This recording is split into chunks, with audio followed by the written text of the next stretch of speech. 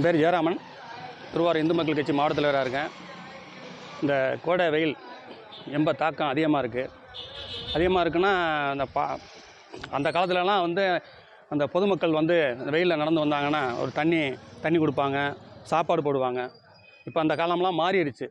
அதனால் தன்னோட குடும்பத்தைனாச்சும் இந்த வெயில் காலத்தில் இந்த குழந்தைகள்லாம் அதிகமாக வெயிலில் விடாத இருக்கணும். ரெண்டாவது ஒரு பக்கெட்டில் தண்ணி ஒரு ஆடு மாடுகள் தெருவில் நீங்கிறது குடிச்சிட்டு போகிற அளவுக்கு வைக்கணும்.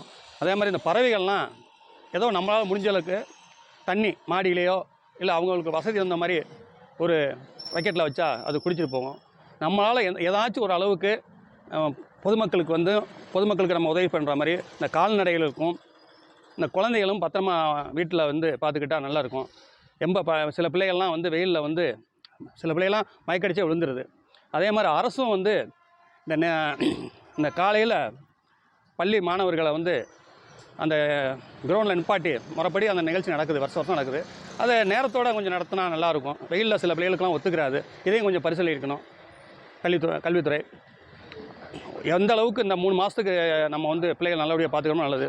முடிஞ்ச அளவுக்கு மோர், தர்பூசணி, மற்ற அந்த காலத்தில் சொல்கிற மாதிரி கம்மங்கூழ் இதெல்லாம் சாப்பிட்டா நல்லது. கம்மங்கூழ் விலையெல்லாம் கம்மி தான். அதெல்லாம் பிள்ளைகளுக்கு காலையில் ஒரு கிளாஸ் கொடுத்தா கூட அதுக்கு ரொம்ப உற்சாகமாக இருக்கும். சின்ன வெங்காயம் நல்லது.